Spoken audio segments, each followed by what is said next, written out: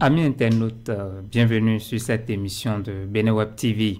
Au menu, l'élection présidentielle au Togo et le tout premier anniversaire du Irak, le grand mouvement de contestation en Algérie. Pour en parler, j'ai invité sur ce plateau Modeste Dossou et Eric Toupé, tous deux journalistes à Beneweb TV. Chers invités, bonsoir. Bonsoir. Bonsoir, Mathieu. Comme je le disais en titre, environ 3,5 millions de Togolais sont appelés aux urnes pour départager les 7 candidats en liste pour ce scrutin présidentiel. Eric Toupé, quel est l'enjeu de ce vote? Tout de go, je peux dire qu'il n'y a pas de réels enjeux. Bon, déjà, au cours de la campagne, on a quand même eu à noter une certaine stabilité. Il n'y a pas eu d'incident majeur, à part quelques interdictions qu'on a eu à noter dans la partie septentrionale du pays par rapport au meeting de certains opposants. Actuellement, le vote est en cours, on est en train d'observer. Et puis après, on verra. Sinon, pour le moment, pour un observateur avisé de la vie politique togolaise, je peux dire que les dés étant déjà pipés, le pouvoir en place est confiant, tout simplement parce qu'il a eu à verrouiller les organes qui entrent dans, comment dire, dans l'organisation de cette élection. Donc, on attend de voir ce qui va devenir au terme de cette élection. Voilà, comme vous l'aviez rappelé, la campagne électorale s'est relativement bien déroulée. Modeste Dossou, est-ce que c'est déjà un début d'un processus apaisé quand on connaît l'histoire politique du Togo? Oui, je pense que on dira, enfin, de façon littérale comme ça, on dira oui, c'est un début d'un processus apaisé. Mais bon, il ne faut pas oublier qu'en réalité, le peuple n'y trouve plus vraiment un enjeu pertinent. On se dit, bon, de toute façon, on sait qui va gagner. Donc, il n'y a pas vraiment un gros enjeu. C'est pour que certaines personnes affirment le fanatisme. Bon, on a vu comment les campagnes se sont passées. Bon, on ne sentait pas vraiment l'engouement qu'il fallait dans certains pays où on voit quand même les gens soutenir un candidat. Donc ce n'est pas encore on ne peut pas encore dire que ce sont les prémices d'une élection apaisée. On attend de voir les résultats. Donc selon vous, il y aura vraiment le grand défi se situerait au niveau du taux de participation, à vous en croire? Oui. Ça, c'est pas le grand défi, c'est un des grands défis. Et l'autre grand défi aussi serait au niveau de la maturité avec laquelle les Togolais vont prendre les résultats, tant l'opposition que le pouvoir. Même s'ils se disent à peu près comment ça va se passer, mais c'est le jour des résultats. Ce sera le vrai défi. Comment est-ce que ça va être pris et qu'est-ce qui va se passer par la suite? Ok. Eric Toupé, l'opposition, il va à ce vote avec 6 candidats face au président sortant, Faure Gnassingbé. Est-ce que vous pensez que cette opposition a une chance de l'emporter? Et vous savez, le problème du Togo, c'est un problème réellement complexe. Et le réel problème ne se trouve pas, à mon avis, dans ce que les partis de l'opposition font en cette élection en rang dispersé. Le problème du Togo, c'est un problème de système. Ça veut dire quoi? Ça veut dire que tant que ce régime sera en place, on aura beau choisir un candidat élu de l'opposition, on aura toujours le même résultat, parce que les mêmes causes produisent toujours les mêmes effets. Est-ce que vous voyez? Donc, et le pouvoir se sert souvent de cela également pour enfariner l'opinion tant nationale qu'internationale, disant voilà, l'opposition n'est pas serrée, l'opposition ne s'entend pas, il y a des querelles intestines et tout, donc nous on est serein, on a eu à faire ci, on a eu à faire ça, donc on a profité de cela, alors qu'en réalité le pouvoir essaie quand même de poser des verrous pour essayer de bloquer les choses à l'avance. Est-ce que vous voyez? Donc on est en train d'observer et puis on verra. Modeste Dossou, le président Faure dit rassuré, très serein, qui va l'emporter dès le premier tour. Quel est votre avis? C'est normal, c'est de bonne guerre. Personne ne va à un combat en se disant je vais échouer. Donc c'est normal, c'est de bonne guerre. C'est comme les autres aussi qui diraient à leur base je sais que je vais gagner, c'est pour ça que je me présente. Même pour la plupart, hein, c'est certains qui, on sait entre griffes qu'ils se sont présentés juste pour la forme, disent à leur base, à ceux avec qui ils vont discuter, que voilà, je vais gagner si vous me soutenez et tout. Mais bon, on sait quand même à peu près hein, qui sont les favoris. Je sais que le président de la République, Faure Gnassingbé, est favori de cette élection, en plus de deux autres l'opposant Jean-Pierre Fabre et Aguilera.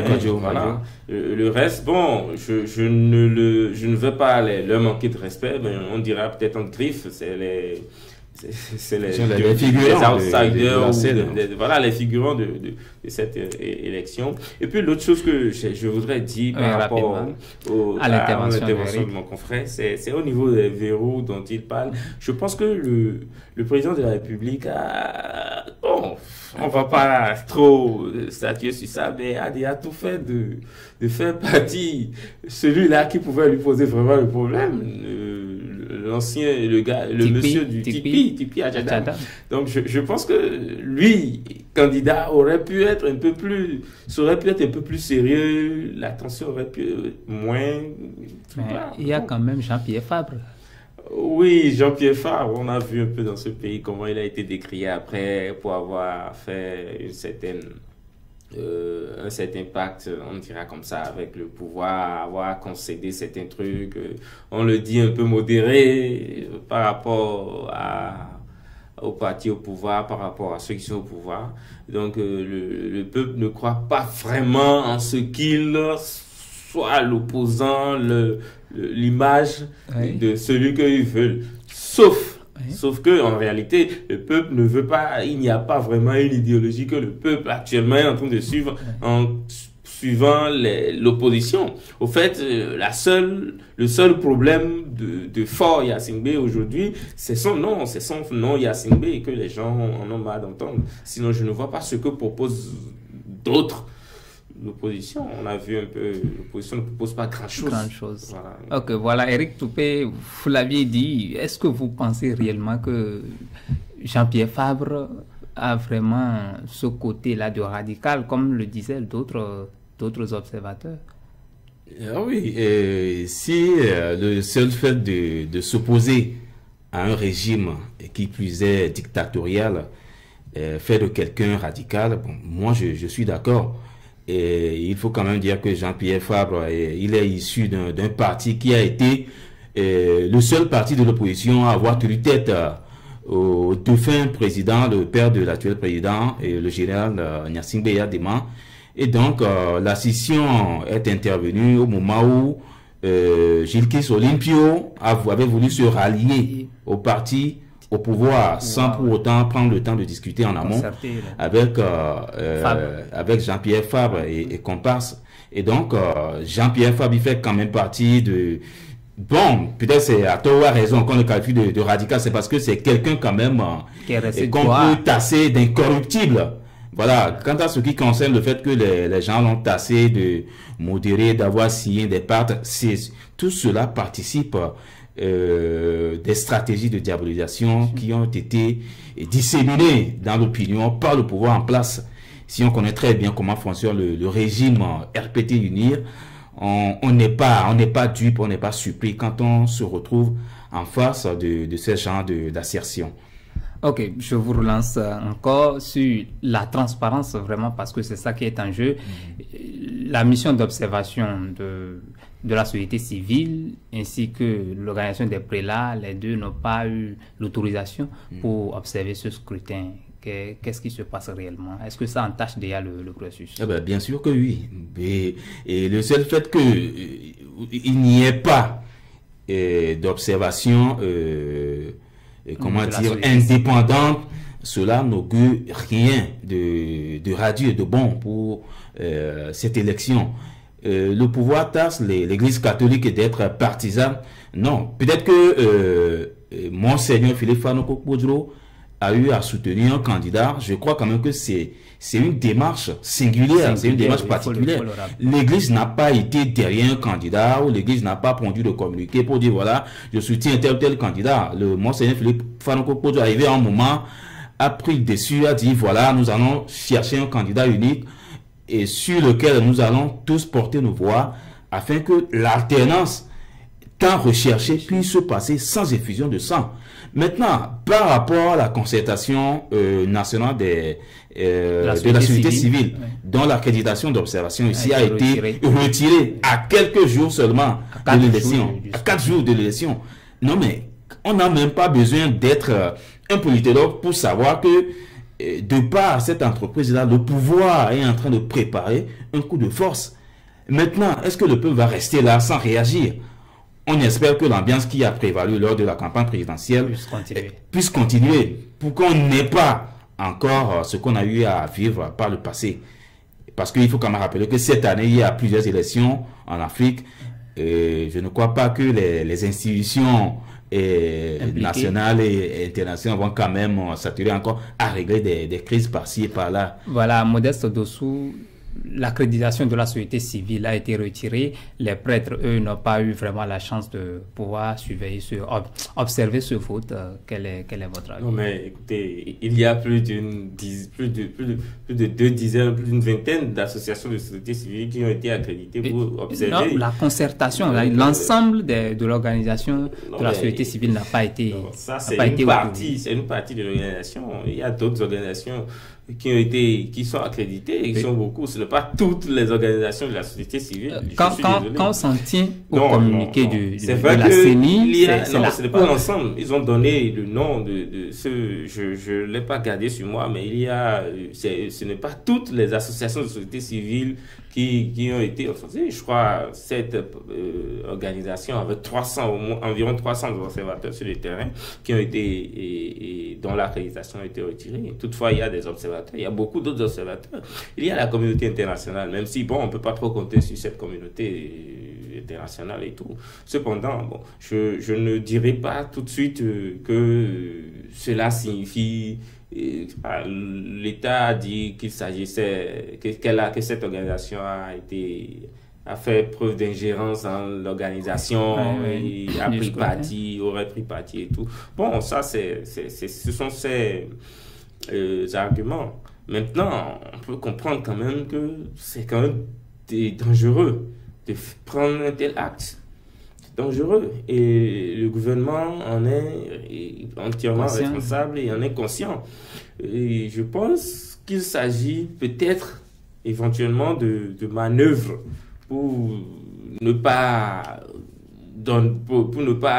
faire la promotion d'une certaine transparence, vu qu'on a même décidé de se passer du système électronique système de vérification électronique. Voilà encore des choses qui ne augurent pas d'un scrutin vraiment libre. Le scrutin sera libre sûrement. Le scrutin sera libre, sera pas équitable, et libre, légal, tout ce que vous voulez, mais ce n'est pas évident que ce soit transparent. Ce n'est pas évident que ce soit transparent. Toutefois, il faut accorder les bénéfices du tout au régime en place. Ça pourrait être transparent, vu que on a dit, il y a certaines personnes qui s'amusent à dire sur les réseaux sociaux qu'on a vu le père, qu'on a vu le fils, qu'on pourrait voir que le prochain président du Togo pourrait être le Saint-Esprit. Vu qu'on a vu le père, le fils, pourrait être le Saint-Esprit. Donc, même si éventuellement, que ce soit Fabre, Agbegamin ou Fort lui-même qui gagne, le système pourrait changer, on ne sait jamais, pourrait changer, on pourrait voir un peu plus de liberté, parce que en réalité, ne nous leurrons pas. Yassingbe fils a au moins été un peu plus modéré que Yassingbe père. Il n'y a pas de décision brutale, systématique, d'exécution sommaire, des trucs là. Autant, enfin, je ne sais pas, comme ce qui a été présumé au niveau autant de Yassingbe père. Donc, je pense qu'il y a une certaine évolution et il devrait y avoir plus d'évolution et plus de travail. Oui, et dans ce même contexte, qu'est-ce qui fait aujourd'hui l'argument de campagne du président Faure Yassingbe? Est-ce que son bilan... Il défend un bilan, il dit que le pays est en paix, qu'il a amené la démocratie. Il dit ou bien le pays est en paix? Je vais aller par... Moi, mon point de vue, je pense que le Togo est visiblement en paix, apparemment en paix. C'est vrai, il y a eu des petites manifestations. Il y en a eu même des 2018, morts. en 2018. Il y a eu même des morts. Et je crois qu'après le départ de Atchadam, tout ça s'est arrêté. Et puis bon. Mais apparemment, on dira oui, le Togo est en paix et tout. Mais la situation sociopolitique au Togo, dans le fond, les Togolais ne sont pas vraiment, ils sont plutôt craintifs et ils sont pas vraiment. Quand on va au fond, on questionne un peu la population à la base, je pense que le Togolais est plutôt craintif, ne veut pas vraiment être celui-là, s'engager, voilà, celui-là d'engager, qu'on va emprisonner, qu'on va faire ci, qu'on va faire ça. Donc, je pense que c'est un peu relatif, hein, c'est un peu mitigé cette histoire de pays de paix. Et je pense aussi que le président de la République, le prochain président de la République, devrait vraiment travailler sur ce point de vue, sur la situation sociale du pays et mettre un peu de côté la politique politicienne, hein, comme ça se fait dans certains pays voisins du Togo. Ok, nous allons évoluer dans cette même posture. L'opposition aujourd'hui a 6 candidats face au président Faure Gnassingbé. Et si il se retrouvait au second tour, le président Faure, avec un candidat de l'opposition, on le suppose, autant pour moi, quelle serait l'attitude de cette opposition qui est déjà lancée à rang dispersé? Si une situation pareille se produisait, la seule issue possible et bénéfique pour l'opposition, c'est de se rallier, même si ça va être un ralliement conjoncturel, c'est de se rallier pour faire barrage aux candidats sortant à Faure Gnassingbé. Mais encore, je suis un peu dubitatif. Si on voit les choses depuis près, le fait que c'est un régime plus que cinquantenaire qui a pris le temps de s'enraciner et d'étendre ses tentacules un peu partout dans le pays, et surtout que c'est le régime en place qui organise les élections et qui n'y va pas pour revenir perdant. Et moi je dis tout simplement que dans tous les cas de figure, le pouvoir en place va nous sortir quelque chose du genre on est gagnant. Est-ce que vous voyez? Ça veut dire, je l'ai déjà dit tantôt, quelle que soit la configuration qu'on aura, que ce soit au premier ou au deuxième tour, le pouvoir en place sortira toujours gagnant. Vous êtes en train de prévoir un second tour? Non, je ne veux pas être l'oiseau de mauvaise augure, mais connaissant un peu comment fonctionne ce régime, je dis, c'est-à-dire quelque chose de contraire ne pourra jamais se produire. Je suis désolé. Est-ce que vous voyez? Modeste Dessous, quel chemin pour l'opposition au cas où Faure Gnassingbé se retrouverait au second tour avec un des 6 candidats de l'opposition? La meilleure solution, c'est, on a dit opposition, donc la meilleure solution, c'est de s'unir. Maintenant, ils ont déjà raté la base, ils se sont unis toute une année, 2018, ils ont créé la C14. Une union, C14, ils ont marché, ils n'ont pas tenu, mais ils ont quand même essayé de marcher sans aucune conviction quand même d'ailleurs.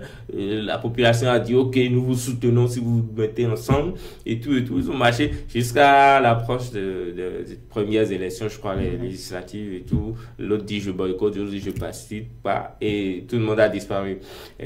Aujourd'hui on ne parle pratiquement plus de la C14, Atchadam est en exil.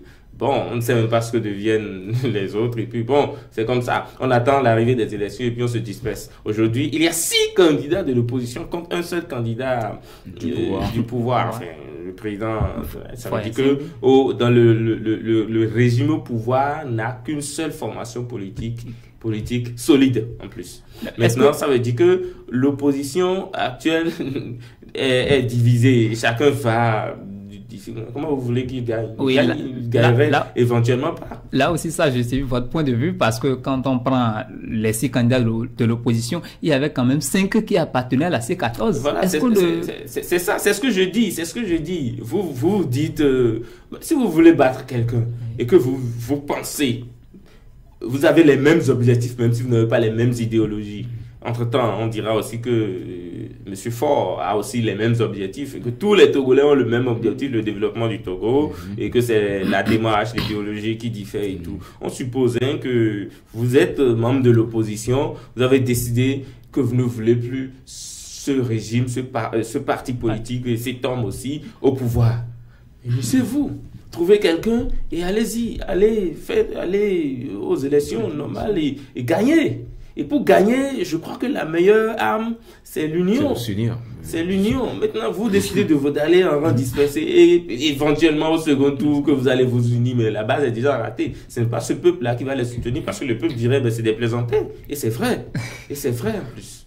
D'accord. Nous allons à présent changer de registre. Nous allons nous rendre en Afrique du Nord pour parler de l'Algérie. On sait que à Alger, le mouvement de contestation, le Hirak, a fêté hier ses 1 an d'existence dans la rue, bien sûr. Éric Toupé, qu'est-ce que vous retenez de ce mouvement? Qu'est-ce que vous retenez du Hirak qu'on peut considérer ici comme un succès? Bon, ce que je peux retenir, c'est que la contestation continue. Et la preuve est que ce mouvement-là est en train de fêter l'an 1.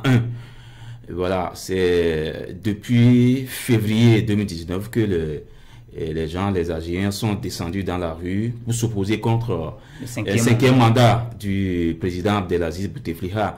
Et à la suite de ces manifestations, il a abdiqué et des élections ont été organisées. Et un autre cacique du pouvoir, en la personne de Abdelmadjid Tebboune, est venu au pouvoir. Et la population considère que c'est le même régime. Donc, retour à la case de départ. On continue la contestation jusqu'à ce que ce régime tombe. Et qu'il y ait véritablement une transition avec à la clé un président de consensus. Donc, je crois que là où on en est maintenant, même si le peuple algérien n'a pas encore quelque chose à se mettre sous la dent, il y a quand même cette ardeur qui demeure, qui prouve que c'est déjà une réussite, parce que c'est comme si l'épée de Damoclès pèse toujours sur la tête du régime. Modeste Dossou, vous qui maîtrisez bien les questions algériennes, après 12 mois dans la rue, qu'est-ce que vous retenez comme succès du Hirak? Oui, et moi et tout le monde retient comme succès du Hirak. D'abord, le départ d'Abdelaziz Bouteflika, c'est un des premiers succès. Et après, le système ne voulant pas partir, ne voulant pas rompre les ficelles, a essayé de livrer certains caciques du régime, de l'ancien régime. Je peux parler du frère de Bouteflika, des anciens ministres, des autres anciens ministres, de l'homme le plus riche d'Algérie, Haddad Ali. Voilà, enfin, beaucoup d'autres caciques du régime qui sont partis, et, voilà, qui sont en prison, d'autres en exil et tout. Bon, ce sont des victoires. Néanmoins, en réalité, le Hirak qui a commencé avait pour but d'éviter un 5e mandat de Bouteflika, ce qui est arrivé. Et ils ont eu plus. Bouteflika a démissionné, il est parti, et il n'y a plus quelqu'un d'autre devrait prendre le pouvoir. Ils ont dit, bon d'accord, maintenant on a eu, et on voudrait que tout le système soit changé. La refonte complète du système pour qu'il y ait une nouvelle forme, presque une nouvelle république algérienne. Ils ont continué à manifester comme ça. Maintenant, ils n'ont pas encore eu ce qu'il veut. La manifestation s'effrite un peu, mais je crois que l'âme du Hirak, l'âme même du mouvement est encore là. Et je pense qu'ils peuvent encore avoir beaucoup de choses, vu que le président qui est là essaie de négocier, il a promis des changements radicaux, enfin, d'éventualités. Et il a dit quelque chose qui est important, c'est qu'on ne peut pas faire des changements en 2 mois, en quelques mois, mais qu'il faudrait les faire avec le temps, qu'il faudrait du temps. Et c'est vrai.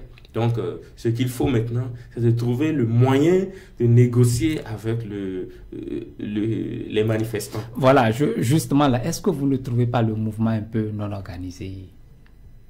Oui, c'est vrai, tout le monde Parce le dit. Que c'est difficile de négocier avec des gens qui ne sont pas organisés. Oui, c'est vrai, il y a beaucoup de gens qui disent, oui, il faudrait que le Hirak se constitue en un mouvement organisé, qu'ils aient des leaders, quelqu'un qui les représente ou un groupe qui les représente. Mais dès que ce groupe-là va se lever et dire, voilà, c'est nous qui représentons le peuple algérien, les manifestants, le Hirak, je suis sûr.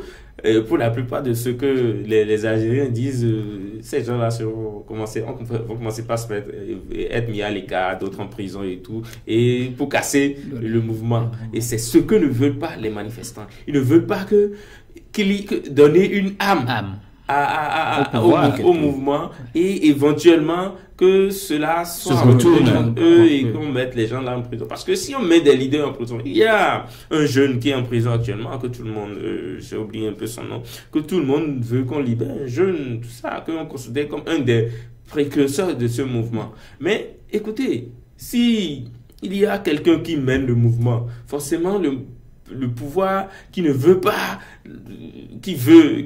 que ce mouvement perdure fera en sorte de couper la tête. Et c'est ça que les manifestants refusent. Et ils continuent comme ça à en disperser. Justement, Eric Toupé, est-ce qu'il y a aujourd'hui une différence entre la gouvernance Tebboune et les Bouteflika? Bon, est-ce qu'il y a une différence notable? Bon, je peux dire oui. En termes de liberté d'expression, de manifestation. Oui, la preuve est que les gens sont toujours dans la rue, ils continuent pas à manifester et tout. Sans répression. Sans répression, parce que l'armée a quand même compris que là où on en est maintenant, il n'est vraiment plus question de laisser libre cours à l'effusion de sang. Donc, je crois que cela est à mettre à l'actif de ce qui se passe actuellement. Et donc, par rapport à ça, je peux dire qu'il y a une vraie différence entre le régime ancien et l'actuel. Je me permets de dire que on ne peut pas d'abord déjà commencer par dire qu'il y a une différence, vu que ça ne fait que quelques mois qu'il est là. Il n'a encore rien fait de majeur pour qu'on dise bon, aujourd'hui.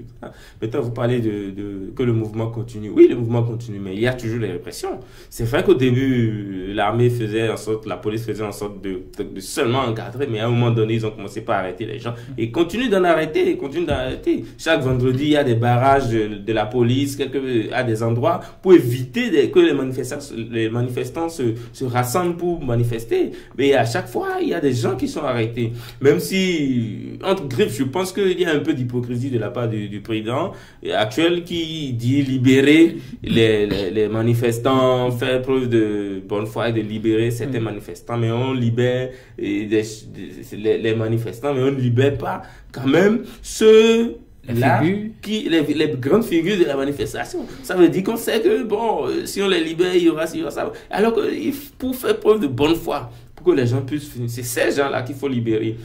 De votre avis, est-ce que les leaders du Irak ou bien le mouvement anti est vraiment prêt pour négocier et concéder? Il y aura, oui. Il y a récemment un des membres du mouvement, des manifestations, je crois que c'est une chaîne arabe qui a fait une sorte de vox populi. Et les gens disent qu'ils n'ont rien contre un homme, ils n'ont rien contre les hommes qui sont là. Ils sont rien contre Tebboune, qu'il a été élu, d'accord, il est président et tout. Mais que c'est tout le système, ils ont quelque chose contre le système qu'il y a aujourd'hui. Et je crois que la première des choses, ce que le président de la République actuelle a mis en priorité des priorités, c'est de revoir la constitution de l'Algérie.